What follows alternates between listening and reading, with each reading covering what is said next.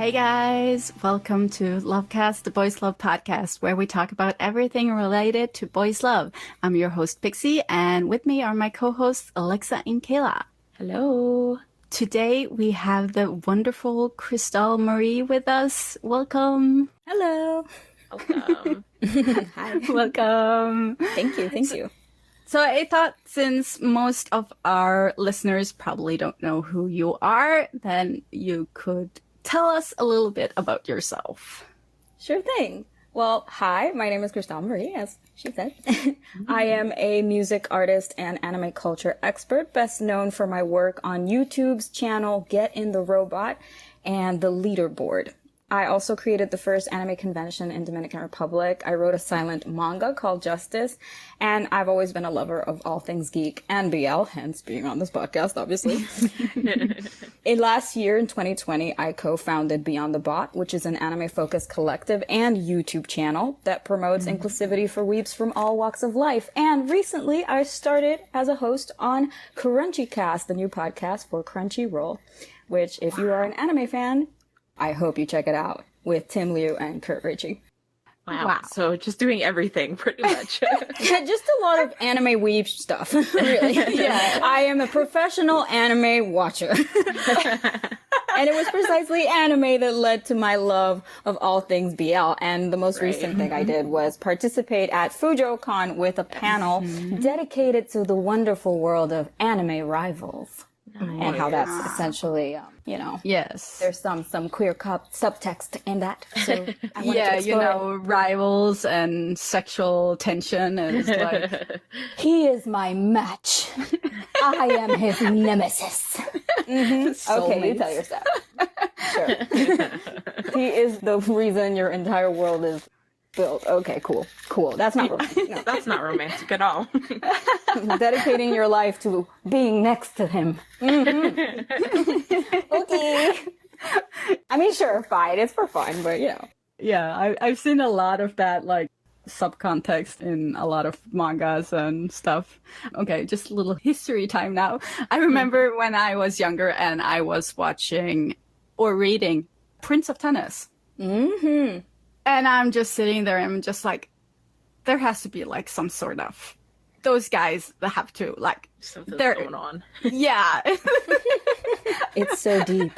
I mean, like, it would be the perfect BL if they just like put some loving in there. Every sports anime ever, actually. Yeah. As a sports anime, there is gay subtext there. But that's kind of why it fascinates me, and that's why I made the panel about rivals, because if anything, the genre that most takes advantage of that trope is precisely sports.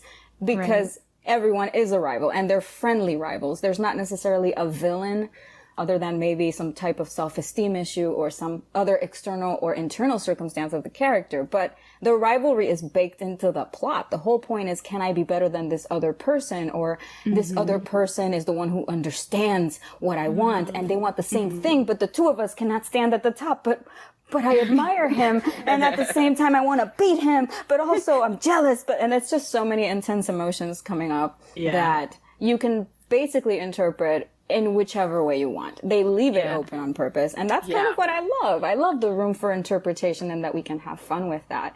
And I think another reason I was so drawn to anime rivalry as kind of the jumping off point for BL is that was my first experience with BL in a sense. It was actually the fandom of Gundam Wing, Hiro Yui and Duo Maxwell, which I wasn't even into at the time because I had never ever sought out BL before. I didn't even know it was a genre.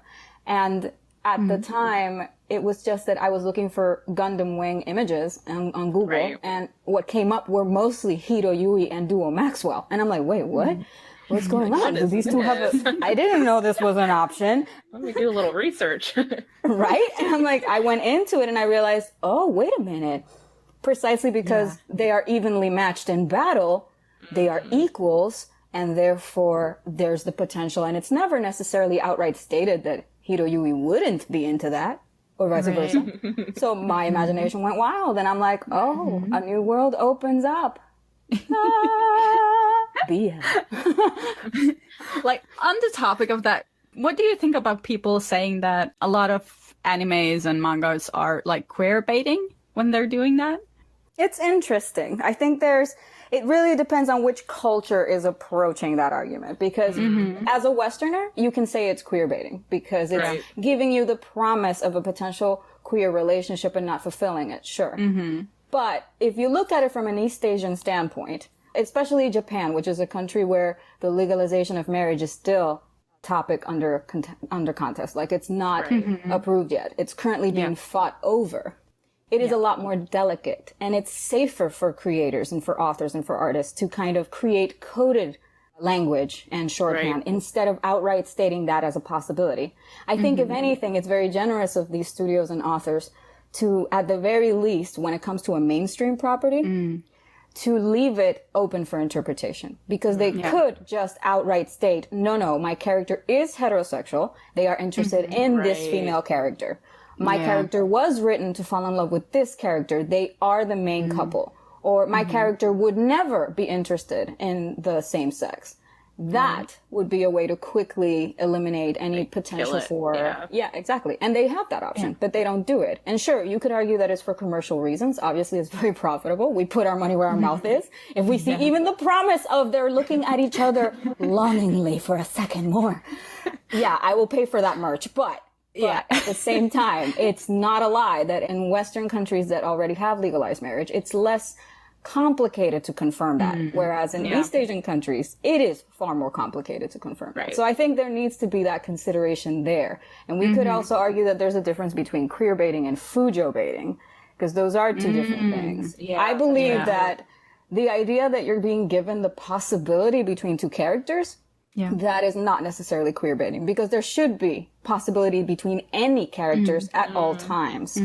And if you look at everything from a queer lens, then every show has that potential, as long as it's not outright stated that they're heteronormative. But if you look at it from a heteronormative lens, then you're thinking this is different and that it's going to be something that they should fulfill the promise. But they don't do that with the female characters either. They imply also that a main character might be into 3 different female characters. And they don't confirm which is canon or which is the one in some shows. So it kind of goes both ways there. And especially because queer baiting would be that it's inherent part of the plot that queer relationship needs to be fulfilled. So instead, if it's about these two characters are hot and they're male and we're making them kind of pander to female audiences by offering fan service, that is more fujo bait than it is queer bait. Because it's very much taking the tropes that appeal to the female audience rather than this is a couple that we're teasing that we've made everyone believe should have a resolution where they end up together. But instead, no, it turns out this one's straight. That's queer baiting. Because now you've promised it in the text. And you've let your audience down and you haven't fulfilled that promise. And so it can be kind of like a gray line right there. And that's probably like a whole subject we could go into for like hours. Full blown. I kind of like that, keeping it open-ended, because like sexuality, like it's such a fluid thing, like for people like with gender and sexuality and everything, it's like you can't just pinpoint it.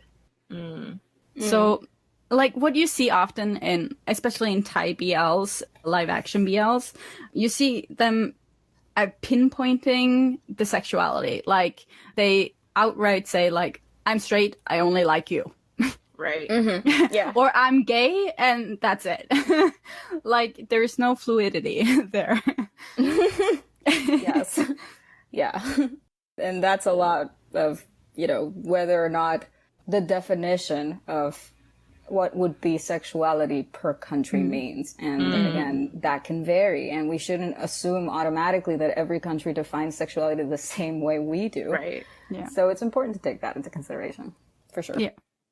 I'm thinking a lot about how we did an episode on like Chinese BLs and which kind of often fall into the same category. Like things are very, heavily hinted at. And sorry, I'm a fan.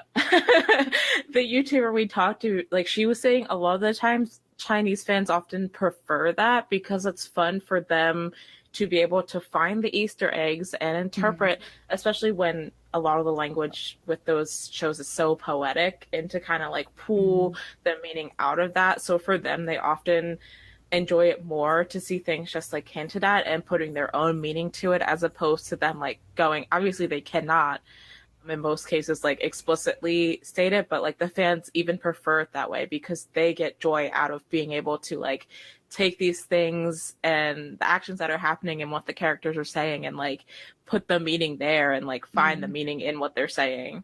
Yeah. And let's just say there was nothing subtle about Word of Honor. Oh my god, I was just about to mention that. Like when and so she's so really. I personally did binge watch the Avenue X videos. She's such a great that's who creator. we talked to in our video about it. Oh my gosh, I am such a fan of hers. Awesome. She's so great. She's so great. I had a lot of fun, especially when she explained those pieces about interpreting it as a fandom.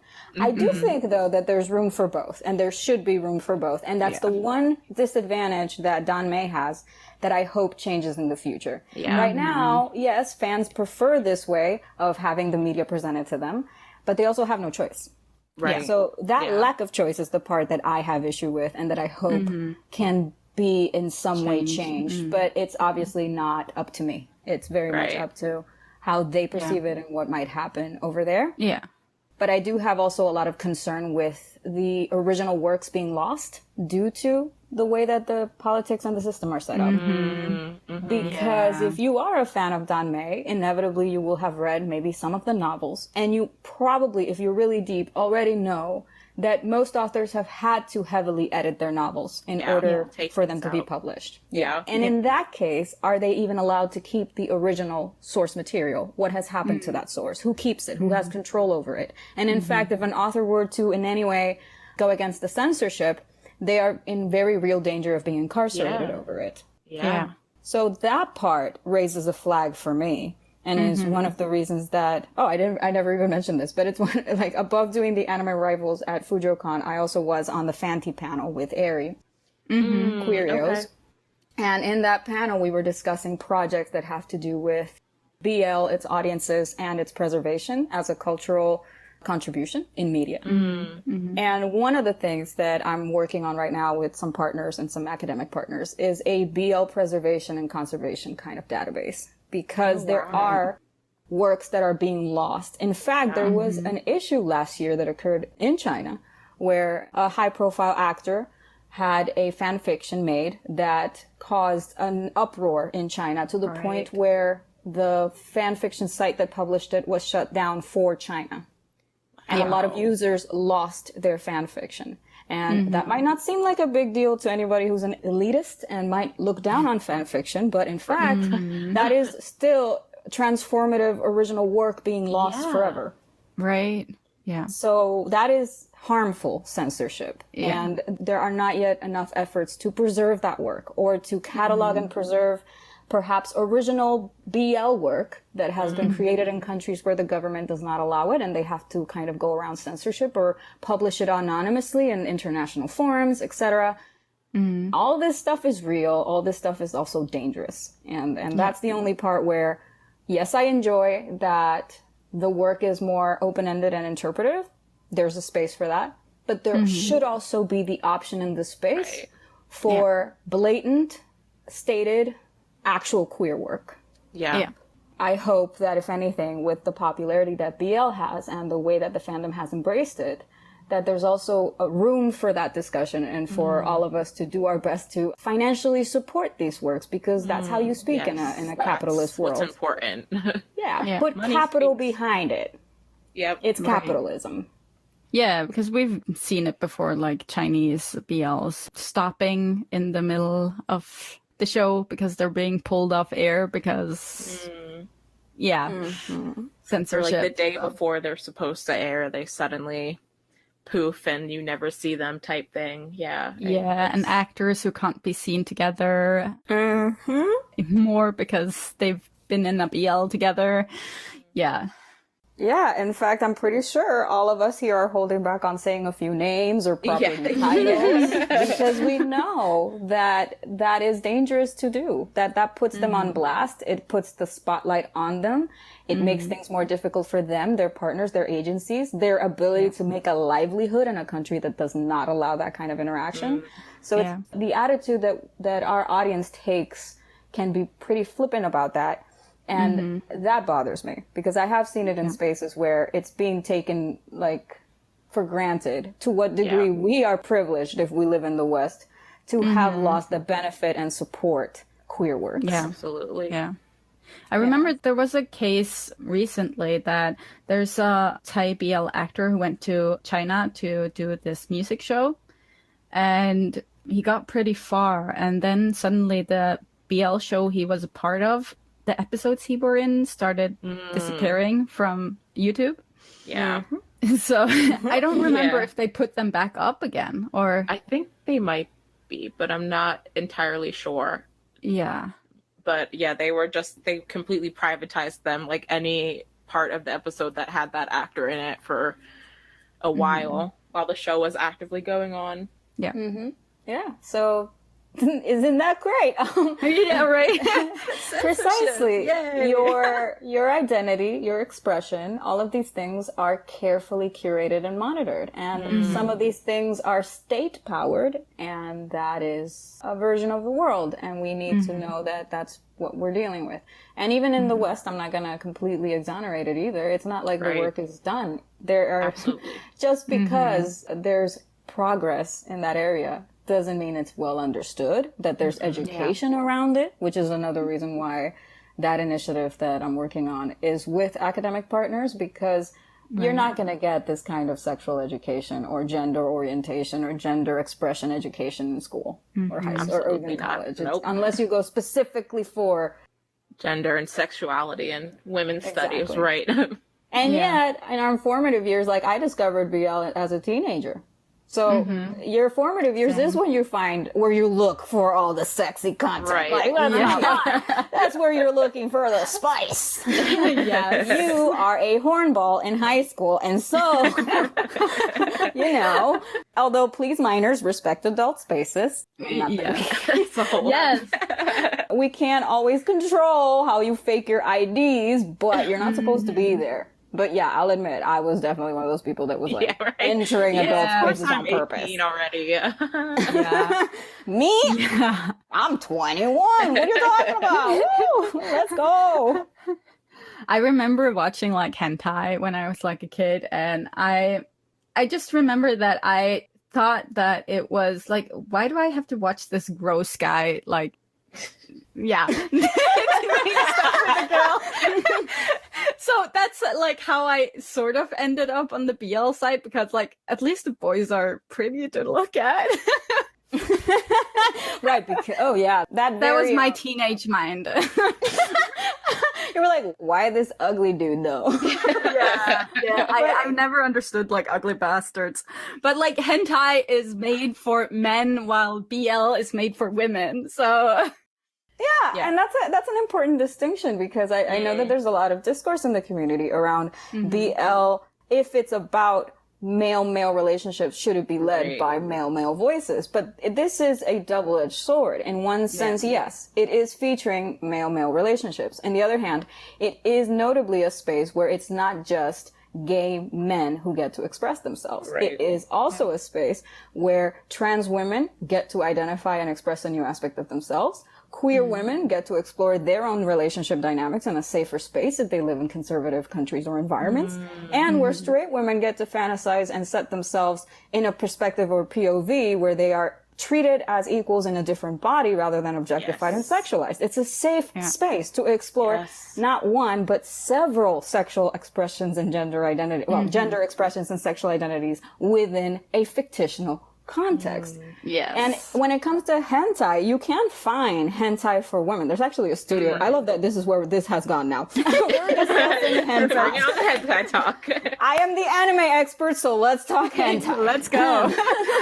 There are some studios now that are creating some really, like, slowly developing really great series that are meant especially for a female audience to enjoy hentai, which features, I'm going to say that one of them is about a firefighter. I don't want to say any titles. I'm not asking y'all to look it up, but he is designed in a way where he looks kind of like Makoto Tachibana from Free. Iwatobi. And that's, or like a mixture of him and Sosuke. And it's done on purpose because this is a very popular character, except in this hentai, it's with a female lead. And she's very much like an otome lead in that sense. It's very self-insert. But the work is made so that the scenes are catering more towards what would be a female audience. It still has, it's still spicy as all hell in most places. But hopefully, I think what it eliminates is this sort of pervasive idea that the female in a hentai has to be always shocked at her own sexuality at all times, or always being taken advantage of, or always abused or humiliated. Like, this is just a theme. Yeah.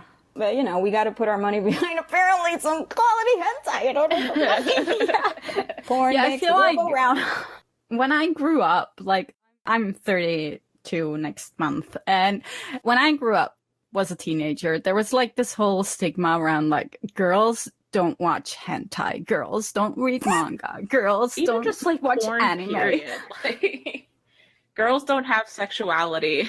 Yeah. And if you were horny as a girl, you were a complete slut. Yeah. Right? Like now. Yeah. So still happening. Yes, this has not changed, let me tell you. Yeah. I just feel like for me, like when I'm older, I don't see that as much anymore because like obviously I'm not around teenagers who are cruel. I'm in my own environment with my own like community. So I don't get as much of it. But yeah, like turning to BL was like my escape from being judged. Yeah. Yeah. Yeah. And like exploring and like, it's like a safe, most of the time, not all the time, like a safe fandom space with a lot of other females or queer people who are often safer than cis het men. So like you feel more freedom to be able to explore and ask questions and ask for recommendations and stuff like that. Yeah, that is one of the advantages of BL because the characters are male. There is not the assumption that you cannot go, I will say there as in the limit. And when I say the limit, I mean if you go into cis het content geared towards men in their late night entertainments, you will find literally anything and everything under the sun and nobody bats an eyelid. And that is a double standard. Yeah, right? Yeah, I've always hated that double standard. Like, it's okay for men to go watch, like, lesbian porn, but women, if they watch gay porn, it's, like, the worst thing on earth. Yeah, or it's okay for men to have hentai that includes pain and includes monsters and includes mind control, includes breakdowns, includes this, and suddenly the analysis is not, oh my god, that's wrong. Rather, I wonder what internal things cause this, or what's the subconscious desire that the human body has. Why? Because it's assumed that men have subconscious desires, period. Yeah. Yes. Yeah. When in fact we live in a society where sexual violence is mostly tied to men, and yet so that should be the thing that we're focusing on. But no. Why focus on that? They're clearly, they're the ones in control right now. So instead, let's focus on the more vulnerable demographic, the more vulnerable communities, queer and female, and attack those. That does happen. And it's because it's easy pickings. It's so much easier to attack a woman or a queer person on morality grounds than it is to attack men. Yeah, I see that like in like the K-pop space as well. Like a lot of girls get like shamed for being obvious fans of like a K-pop group or something. Yeah. And being a little bit like squeamish about it and like expressing themselves, while you see all these men at football games or whatever yelling and screaming, having fights out, trashing things, and like, okay, that's okay behavior, but these screaming teenage girls who like a boy group is suddenly not. Oh yeah, but you don't even have to take it into the football and sports realm. You could go straight back to bands. What about all these grown men who are fans of groups, idol groups in Japan, for example, that they're purchasing body pillows and sex toys based on the members? Okay. And they're making fan content and they're making fan animations. And I think it's very easy to end up with this very narrow view of one community versus the other if the conversation's only happening in a negative light around one community. And especially if you get to have words that you can weaponize, which has been done with BL, or you can have terms and a timeline and a bunch of other things, it's just easier to dogpile a more vulnerable fandom than it is to go after the people in power, because that's what we need to understand as well. Men are in power, and I'm not going to sugarcoat that. They are the ones who are making policy. They're the ones who are still leading businesses. They're the ones in charge of all the capital, most of the capital. So every time that you're attacking some type of media that might cater to men, you will undoubtedly find ridicule, because that's mainstream. You know, that's okay. That's accepted. That's fine. And there's always an excuse attached to it about why that's normal for them, but how anyone else is abnormal. And I know that this doesn't happen at hashtag not all men, but whatever. Or hashtag not all fandoms. But essentially, where I saw the most backlash with BL happen, above my concerns with precisely BL in China and the issue with censorship and not having safe spaces for those creators or their works, was when My Hero Academia became really popular. Now, me coming from an anime background, precisely.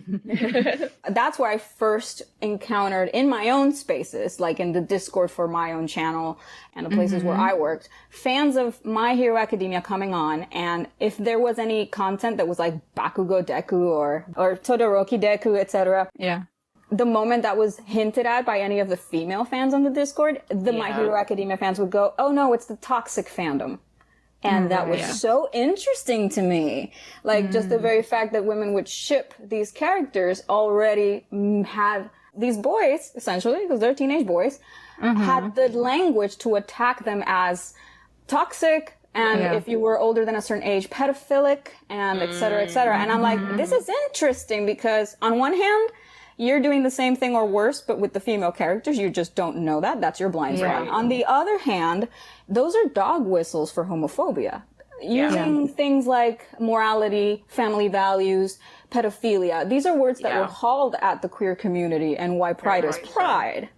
So it is very much, let's pay attention to the language and what's attacking a BL fandom, because it seems to be mostly that type of internalized homophobia. And usually because it's not catering to the straight man, which is exactly why the word fujoshi is the word it is. Fujoshi means fermented, or the food, the character for food right now, rotten. But it's not rotten the way that we interpret it in the West, which is inedible or something you can't eat. It's fermented, which means it's good for you. It's just not palatable for straight men. That's it. That's how women in Japan have fun with that term. And yet it's weaponized in the West. So, that, again, that's a whole other subject. So, we do see that a lot with like Westerners taking terms like from Asian culture and just making it their own when they probably shouldn't most of the time. I find it's kind of fascinating how Westerner like collects terms to use. Like you see, like you have a Westerner who in K-pop or whatever who starts using oppa or I mean, I understand why they're doing it. They want to be included. Like they want to sort of fantasize that they're a part of the culture and be a part of it. But at the same time, they are using terms they know nothing about. And shouldn't use. I can't imagine. And that part is like you, I understand, especially if you're super young, because you're coming into contact with this stuff for the first time. You're a young girl, but do you imagine how awkward for a Korean man to be walking and suddenly somebody goes, "Oppa!" And it's like, excuse me, ma'am. That's like if I suddenly went to China and started going, "Gaga, dude." It'd be like, hello? It's weird. Please don't. I did see a video of like a Korean man talking about that, like having like these young girls, Western girls calling out to him like, "Oh." And he was just like so uncomfortable because it's, you're you're never gonna be on the inside, right? Yeah. So, but then again, they're kids. They don't know any better. But I think like there should be a narrative about this so that they can understand that they're doing something that might be uncomfortable for others. Yeah. And might be a little bit of appropriating or co-opting maybe. But that is such a... But you see, here's where I go back to... So about men being in power thing. Yeah. But especially Western men. As a Latina, I am constantly told stuff like mami, or why don't you call me papi? Or are you caliente? And like all these like Spanish terms. But because the way that I'm addressed or treated is coming from what is the culture and power, I'm going to say it. Yeah, right. That's not like as easy to educate about or defend against because it's considered mainstream. You are assumed to be okay with as a Latina woman that, you know, these random men can come up to you and go, oh, you're from Latin America? It's spicy. And you're like, and you're like, oh my God. Dude, I'm not an actual condiment. What do you mean? Oh my God. But this is true. This is true. And it's the same, I think, in any space. And that's where I think it's important to be understanding and compassionate and empathetic. Because I feel like the thing that girl fandoms tend to suffer through is the lack of empathy. Whereas male fandoms tend to have empathy. It's not that they don't get criticized or that there's not a discourse around it too, but there's so much empathy for when men misbehave. Get away with a lot. Yeah. But girls, no, you can't because you're the moral high ground. You're the pillar of society that's supposed to represent morality. How can you be immoral? What? Double standard. So watch your porn. And find your hentai of choice, girl, and get thee to a BL, the yaoi section, go, and go ahead and start your journey. I love that some of our audience is actually under 18, so this is a good introduction. Listen, if you all need to explore. Go ahead, girls. Go find that setsu ai and all those you problematic. Go for it. Why not? Because the fact is, it's even part of the journey of evolving critical thought. You have to be exposed exactly. to like work. I think of the me and fandom at like 15 or 16, like a whole like One Direction Justin Bieber fan, and like the way I used to like interact in fandom. Like obviously I would never do a lot of that stuff now, but like I was a teenage girl, and like being in fandom and different fandoms throughout the years, and like exploring different like social networks and stuff, like that's how you educate yourself and find populations that fit with your preferences and grow. And now here I am still in fandom a decade later, but very different interacting with it than I would have back then. Yeah. I think it's like important for people online to stop focusing on the negative all the time, because it's bringing like a narrative that where everyone is just yelling at each other, like you shouldn't do that, you shouldn't say that, you shouldn't, like just focus on like the positive things around. Like if you're a teenage girl who just want to scream and just love whatever you love, just do it without like shaming others. Like if you see like older people on Twitter, like I've been called a hag before, because apparently I am too old to like K-pop. Like apparently when I got out of my 20s, then I'm not allowed to like anything anymore. And I'm not allowed to be like a sexual person or anything like that. So apparently I'm just supposed to have kids and feed them. That's the general consensus. So sexism, huh? A certain age. Sexism, because men in fandom spaces at 50 are leaders in fandom spaces. So men in those ages, they get to lead Comic-Con and do panels, and they get to create those works, and they get to participate.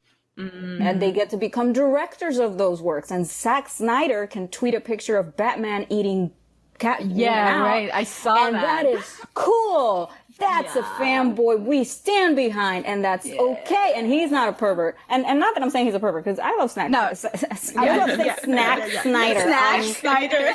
Perfect. Hashtag Snack Snyder. Zack Snyder, good for you, bro. But the way that girls are treated in fandom, it is that way, mostly. Yeah. It's mostly. It's like we get an expiration date. Like, when you're like my age, you have to have kids, you have to just think about the kids, and you just have to feed them, feed your man. You're not allowed to have like your own personality anymore. So basically, we should motivate all girls to be fangirls. Yeah. Please find the nearest boy band near you and scream your heart out. And immediately go into the rated R section of your favorite BL and anime. Explore that just like all the teenage boys do. Yes. Especially because young girls are going to be over-sexualized way more than young boys. So, you know what? You might as well know the language that you're going to be attacked with, and the ways that people are going to expect you to behave if you want that part about the world to change. Definitely go ahead and do you, honey. No one judges. Research. Do your research and find the spaces where you won't be shamed for exploring yourself, especially in an imaginary context out of all things. Like, the one safe space should be and if you want to write that like smutty fan fiction while you're 14, go for it. Ooh, I wrote so much. Me too. There's so much like smutty fan fiction out there, but I can't go read it again, because that would be embarrassing. I said, like, for when you're a teenager and you don't have any sexual experience to take from, your imagination is wonderful. Oh my God, why do I know exactly what you mean? It's like, this is not physically possible. Why did I write this? Oh God. Yeah, and that's how you end up with ice cubes as lube. Yeah, right? No, oh my God. No. Oh, God. How are you? Yeah, you knew that right away. Yep. Of course I did. Yes, I participate in this fandom. So getting back to a little bit of BL, like, you've obviously watched some live action, right? Which is your favorite? Okay. My favorite right now, as of now, but that could change because I believe Kin Porsche is about to come out, and I don't know how I'm gonna feel about it. Is, oh gosh, now I forgot their names. Oh no, did I blank because I'm nervous all of a sudden? Why? Wait, what's their names? Ah! Oh my God, it's the one where it's musical and the guitars and the... Together. Sarawat. And together. Together. Sarawat and Tyne. I'm like, Sarawat. Okay. So, as of now, I love that one because I'm also in the anime where I'm watching Given, and Given is very similar thematically as a BL. Right. Yeah. So both of those are really appealing to my J-rock and now Thai rock loving heart. Like, it allowed me to kind of discover the world of Thai indie music.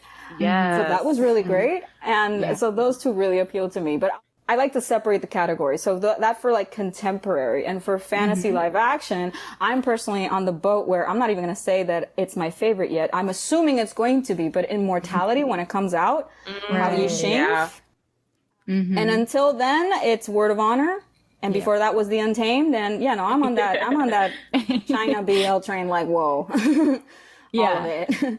Have you watched any like Filipino BLs? I might have, but I don't know, actually. I know that, like, I know the series that I watched for like Thai BL, but I don't know if I've watched Filipino BL yet. Right. Yeah, there's some really great one, but they just came on the market. Like, literally, like, Together happened, and the Philippines was like, all right, we're gonna start making BLs now. Together is Filipino. No, it's a Thai BL, but it got so popular that it like was the catalyst for the Philippines to start like getting on the BL scene, because it was like massive. So they were like, oh, this is a market we can break into. And then they've just like in the past year cranked out like hundreds of varying quality, but there's some really good gems in there. Okay. Oh my God. And thank you for clarifying, because I was about to go, here's a learning experience. See, I apparently thought that they were Thai. Okay, they were Thai. You're right. Do not be afraid to ask if you're not sure. Yes. Yeah, right. No, there are some really great Filipino ones that, like, you have Gaya sa Pelikula and Game Boys and Boys Lockdown are our favorites. Game Boys and Boys Locked. I'm literally writing this down. You know that you're just giving me a watch list, right? Gaya sa Pelikula, it's also called Like in the Movies. Oh. That show is like life-changing. Yeah. It has like this BL and queer media sort of entwined into one package. It's a very good narrative for like straight girls to watch, to understand gay relationships better. Yeah, the queer experience. Yeah. And I just like they just started like doing special episodes about the first season, and I just recently learned that they filmed the entire first season in 9 days in the middle of COVID, and it's literally one of like the best boys love series I've ever watched. So like they are like, they put out some next level content in like some insane conditions, and like I will recommend it to anyone whether they like BL or not. I'm just like, please watch this series. Yeah. Oh, that's great. You see, that's also something else that I hope is one of the reasons that this industry continues to thrive. If we're not allowed both the ability to spend our capital on it and the industry itself doesn't start to see that market demand and want to fill it, we'll never get to the point where all the media evolves to also bring us some, I would say, prestige titles. Yeah. That's what it's called, which is just work that is made from auteurs, for example, and are meant to transcend the genre itself into just a work of media, right? Standalone, or a series like, for example, Game of Thrones was a fantasy, but it transcended the fantasy genre and became a staple and a tentpole within HBO.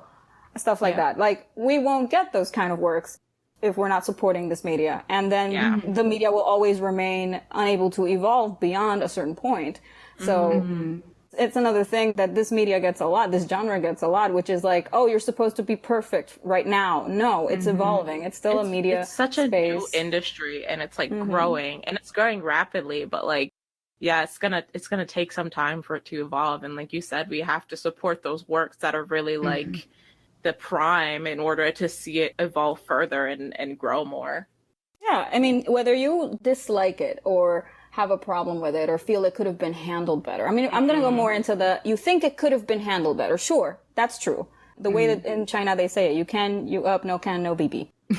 Then you do it. It's not that easy. Fact is, if we don't support the few directors, authors, illustrators, or media works that are being made that might not be perfect, but they're going in the right direction, or they're going in a direction where it opens up the industry. If we don't support those, then we are essentially shutting it down before it gets there. You want to see better works? Then you need to put money into the industry that makes them. Because creators are taking a huge risk for your entertainment. Yes. Right. So that's key to ensuring that we can be good fans of that space. Which is hard because most of us are broke and eating ramen, but we try. We're young and poor. We're young and we're poor. Some of us younger. Not me, but oh my God, I love it when you said the last word of the title was película, because I love Filipino culture because it has some overlap with Spanish culture. Right. As a fellow colonized person, nation, I was like, película. I'm like, película in Spanish, movie. Yeah. Damn it. The Spaniards. Yeah. No, I can guarantee you, if you watch that, you're going to love it. I guarantee it. I can't wait. I just put it on my watch list for sure. We bring out the gospel of Gaya sa Pelikula here on the podcast. It's like the holy grail. I love that. Meanwhile, me, so hentai. A serious discussion. I'm always up for discussing hentai. That's fine. Oh man. Although, just so that, I did say I was an anime expert, it would be remiss of me to not mention maybe some anime titles that are not necessarily hentai, preferably BL, that maybe hopefully if you haven't checked out, you should or could or would enjoy. Absolutely. I am a big fan of the movie Classmates, Jokusei. I don't know if you guys have seen it. No. Oh, I've heard of it. Oh my gosh! So I get to do a watch list recommendation. Okay. We start taking notes. So this was a movie that I loved so much. I actually did a full episode podcast review at Beyond the Podcast, which is the podcast of the collective and YouTube channel Beyond the Bot, which is the second home of Get in the Robot. So where I kind of became established as an anime expert were these YouTube channels. Like Get in the Robot has over 700,000 subscribers. I have videos with millions and millions of views, all that stuff. But it's also a space that's supposed to be more of an intro to anime, or a space where if you're curious about anime, but maybe are not that deep in it and just want to kind of start to wet your feet and get in there, this is a channel for that because it's a lot of introductory material. I make it sound like it's a class. We're ranking anime husbandos in there. Yeah. But it's with, it's meant to be a very kind of accessible way to start learning stuff like, okay, what is moe? What is BL? What is like some famous tropes in anime? Why do they nosebleed? Why are the eyes so big? Like all those questions people ask when they're just starting. Beyond the Bot is meant to be kind of like the next step after that, where we're going to go a little deeper. We're going to, like, one of our hosts covered a piece called Masculinity and Fooly Cooly. Or society analysis of Attack on Titan, or pieces like that. I did the history of Clamp, who I believe are the originators of the yaoi hands. Oh, wow. They are known for their elongated designs, and they were part of the generation that made BL sort of start breaking through in mainstream back in 89. When they were doing doujin circles, it was the members of Clamp plus other authors that also came out of those doujin circles that established the first major BL works in Japan. And the reason why the word fujoshi exists, because at the time they were making these works taking characters from very popular shonen titles. So stuff like Slam Dunk or Saint Seiya, which were like hyper masculine shows, and they were turning them into BL doujinshi. And the authors of those shows, very heterosexual of them, very manly men, were like, ew, these rotten women taking our pure heterosexual boys and turning them into gays? Ew! That was essentially the mood of the time. I'm paraphrasing. Right. But essentially, yeah, so Clamp and their history as creators of like some of the most iconic shoujo titles, Cardcaptor Sakura, where there is a same-sex couple implied very heavily. Right. Or in fact, I don't know if you guys have watched Cardcaptor or not, but the lead character is Sakura. She's a girl. Yeah. And her main love interest is Shaoran, and he's bisexual. Or coded bisexual. Nice. Because when they start, they're also anime rivals. I love bringing up this example because it's full circle. They're anime rivals. So you assume as an audience, because they're a boy and a girl, you just assume they're going to end up together. Right. And yet, they are set up as if they were same-sex anime rivals. They both are competing for attention from the same guy, who is Yukido. They both have a crush on a guy called Yukido, who is the best friend of Sakura's older brother, who, by the way, is implied is with her older brother, but she doesn't understand or know or yet see the fact that they might be a gay couple. And it's when she grows up, as she slowly grows up, that throughout the series, you see her come to the realization that Yukido is her brother's special someone. Wow. So already in a title like that, which is, by the way, a full-on PG, E for everyone shoujo title that was a major mainstream breakthrough back in its anime era and got international distribution, tons of merch. Like, it's a big title. That title already, because it's coming from a female author, is coding characters in a far more inclusive way than the hyper-masculine shonen genre. And it's because those authors are Clamp and they're coming from a BL doujin group before they establish themselves as a pro studio.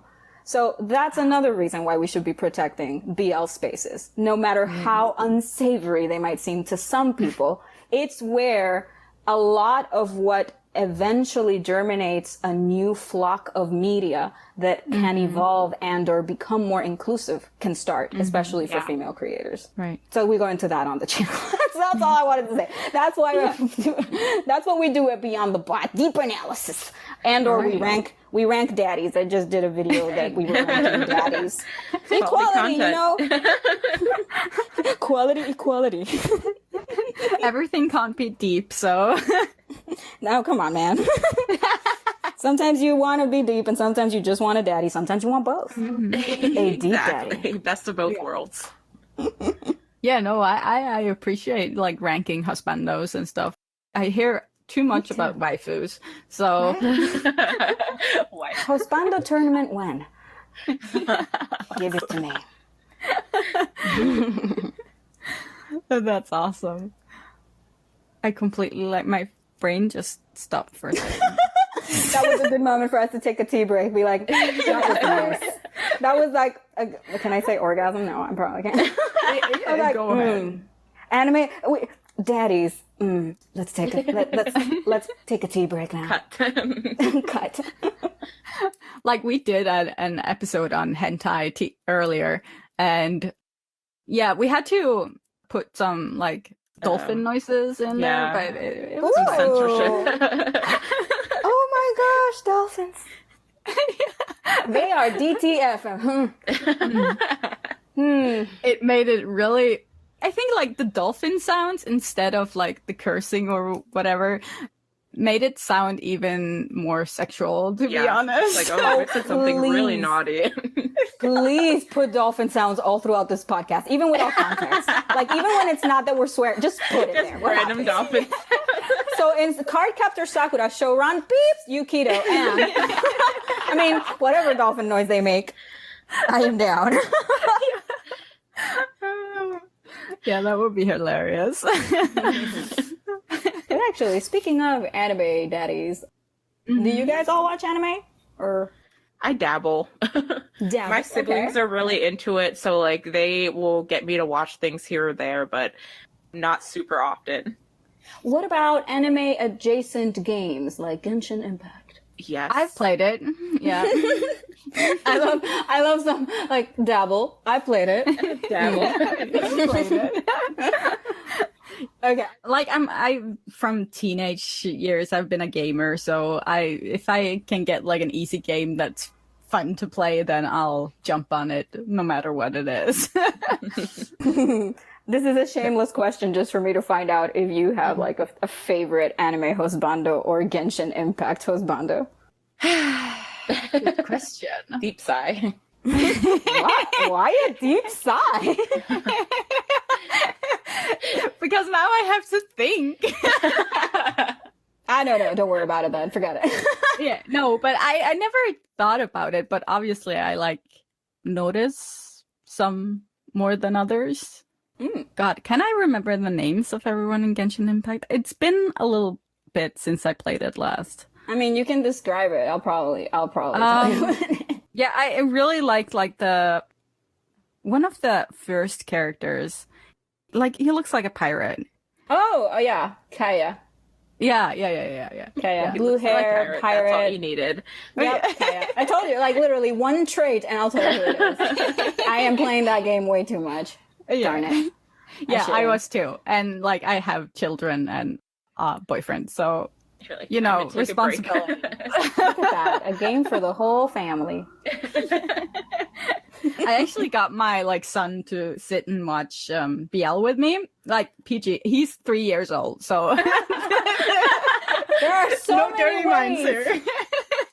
So many ways that sentence went from one twist and cliffhanger to the next. Yeah, it wasn't anything like, you know, he's 3 years old, so. I took my child to watch some yaoi with me. An old title. Something like Aino Kusabi. I thought that would be good.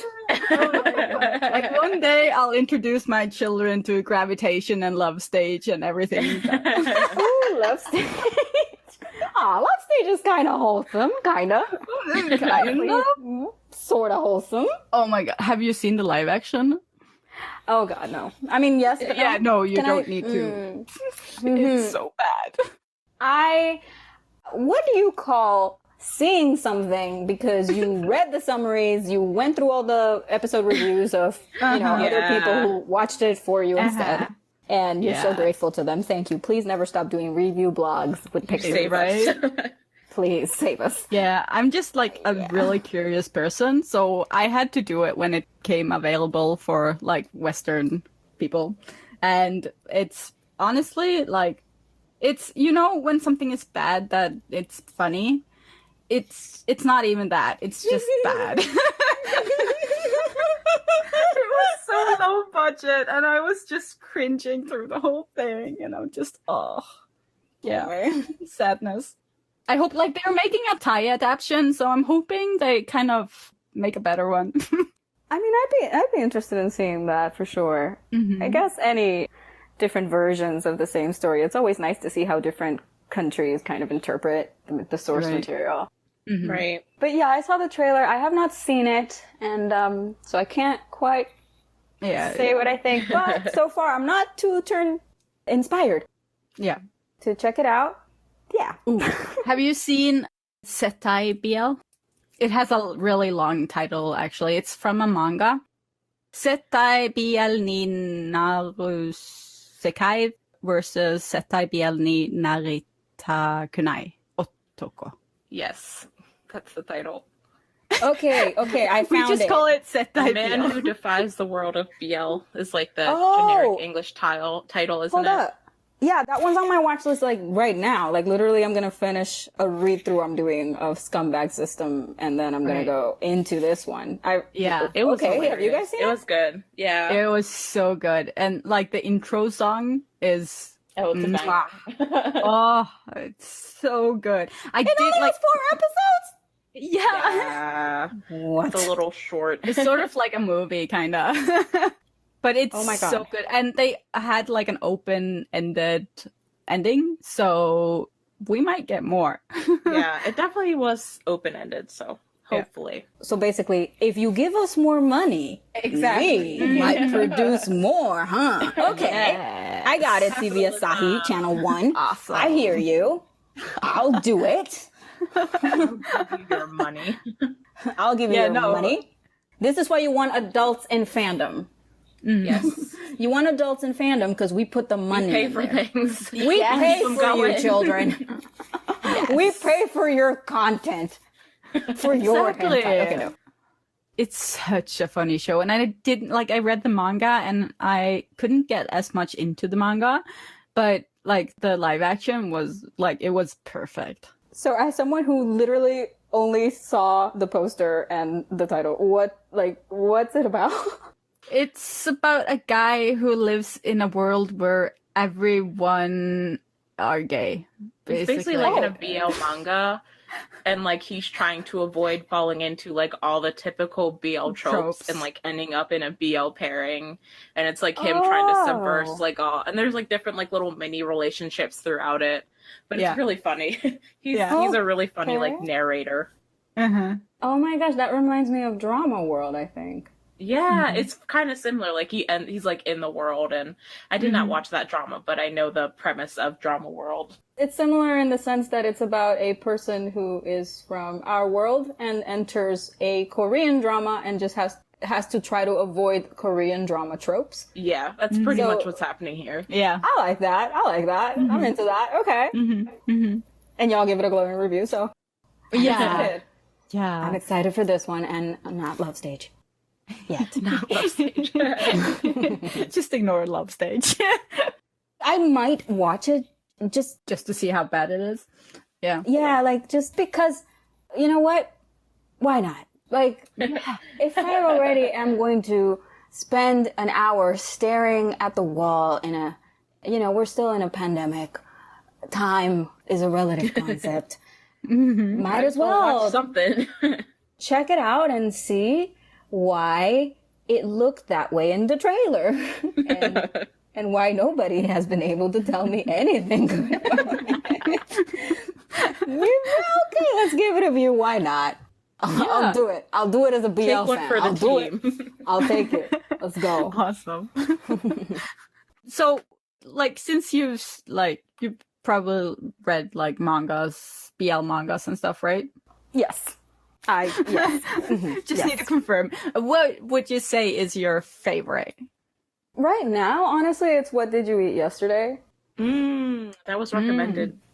It is not a manga that focuses on the relationship itself being the plot, as in it's about two men falling for each other. It's not about that. It's about two men who are living together. And this is an award-winning manga, by the way. So if anybody wanted to maybe check out BL that is considered prestige in Japan as a manga, this is definitely one of those titles. Really into it, not because it's prestige, because I don't care. I've got, Ayana Yamano in my shelf. Viewfinder, what up, I guess. But this series in particular really focuses on these two men genuinely living together as adults, having these very simple pleasures that they share and trying to come to terms with whether or not they can or should come out. One of them is already out, the other one is not. And the relationship of the main narrative voice is the one that hasn't come out. So his relationship with his parents, for example, his parents don't know that he has been already for years in a relationship with another man, or that he has been gay for a very long time. And the show explores the way their relationship is affected by that, which I personally thought was brilliant as an approach to the story, because this is where most of the experience, I believe, in the queer community can kind of rally behind. Right. The idea that if you really don't fit into society's standard of what a relationship should be, especially with this couple being in Japan and Japan's laws being what they are. Yeah. Here's where the real drama starts. It's not getting together. It's actually being together, staying together, making it work, and doing so with the added pressure of not knowing how to establish your identity in the world. And I thought that was just brilliant. It also adds the spicy elements too. Like, it doesn't censor any part of their relationship, whether it's good or bad or just ordinary slice of life. So I love that about that manga, and I'm obsessed with it. And they did a live action, and the live action feels almost like a cooking show, because part of the premise is What Did You Eat Yesterday? That's the title of the manga. So every single chapter in the manga and every single episode includes one or two recipes, because that is the narrator's favorite thing to do. He doesn't care about his job. He doesn't care about becoming rich or powerful or making money or anything. He just wants enough money that he can buy the most discount foods, because he will not overspend on like brands. He will go for that tomato on discount. And what kind of delicious meals can he prepare with those ingredients? And they go deep into those recipes, like it's food porn. Like one of those shows that like you will be starving watching it. Oh my gosh. Or reading it, yeah. Seriously, like the techniques that he shows for how he stores rice and the ways that he prepares Western style spaghetti with an umami twist and blah, blah, blah. And I'm like, oh my gosh. Like, if you're into cooking shows, do you like cooking? Do you like BL? This is your show. It is so sweet. Like, it really is. I really hope anybody who's hasn't seen it or read it can check it out. I personally love the live action as well, so I hope, I hope they make an anime adaptation. I actually don't know if they have or not, so I should probably check that, but I think they haven't. I hope they do. And the author now is, I believe, publishing another series. Oh, exciting. But yeah, right now that's the one I'm obsessed with. And in anime, I'm trash for sports anime, so I'm watching Skate the Infinity. Oh, yeah, I saw so much talk about that. I was thinking about starting it, but time, life, other things. Yeah, that's pretty much it. Got other dramas to watch. I'm watching K-dramas. I'm watching BL. But yeah, my sibling recommended that one. They recommend like all the anime to me, and then I recommend all the BL to them, and we both like say we'll watch them and then never do. That's like our relationship. Love it. Well, I'm going to just put my vote behind Skate as well. To continue to motivate to not watch it. No, I'm kidding. Watch it for sure if you do get to. Matcha Blossom is my ship. Anybody who is in the know knows. But just in general, sports anime lend themselves to obviously having a lot of BL kind of subtext. And especially Skate benefits from all of the leads are hot, which I appreciate. Thank you. I have seen them, and they are beautiful people. They are beautiful people. I do want to, though, like, potentially motivate anime studios to give men nipples. I'm not saying this applies to skate. I'm not naming any series or swimming ones or anyone, but just because, at least in my exposure to anime, and I've watched a lot of anime, women's assets have nipples and men don't. Why? What's going on? I feel this is a conversation. What kind of men are you guys seeing? Yes, what is happening in the industry? This is the real talk. This is what we need to get to the bottom of. Why? If on Instagram men's nipples are allowed, then but not women. So you have the ability to have your nipple out and about, proud into the world, but you illustrate it as if it does not exist. I don't get it. I really don't. Yeah. Agree. Yeah, this is my cause. Now you know. Yeah, I can join that cause. Behind.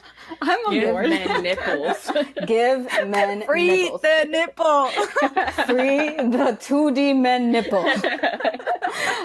Give Sephiroth nipples, cowards. I want my Final Fantasy with the Final Fantasy nipple edition. Thanks. Yes. Like, what did they say when Cats came out? Something about how there wasn't an asshole for cats. So it became the asshole cut. What was it? I don't remember the actual hashtag. But yo, if we are here with the furry movie of the century, demanding assholes for cats, I believe... Nipples on anime men. Could you put nipples on anime men? Thanks. That's it. Yeah. That's the tweet. Priorities. Our society is concerned about cats without assholes. What about anime men without nipples? Where's the fight for them? Thank you. It started here today. This is the start of the revolution. The nippolution, if you will. Well, yeah, that's probably a good place to end it. Call to arms. Okay, this is good. The end. Oh God. Oh man. I feel like I should apologize to my parents or something, man. Like, Mom, Dad, thank you for raising me and helping me grow and for helping with my education. To start the revolution. I will, in your name, in our family name, fight for the animated men's right to nipples.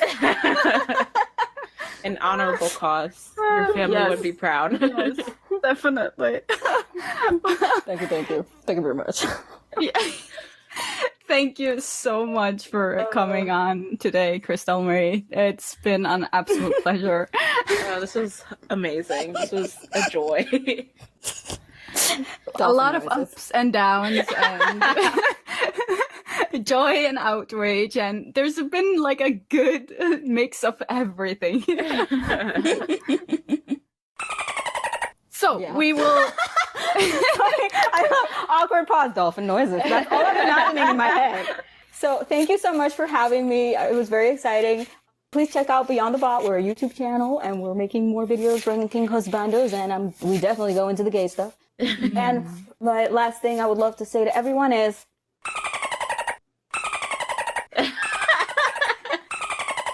yeah, and free the male anime nipple. Thank you. And we will leave all your social media and where they can find all your stuff in the description on YouTube and on Spotify as well. So go and check Cristal Marie out and leave a comment on YouTube on any of the topics we covered. Just send them on. Join the revolution. Which anime do you want to see redrawn with male nipples? Yes. Go. Yes. Discussion. Start the board. revolution. Thank you. Thank you. You guys. Bye. Bye.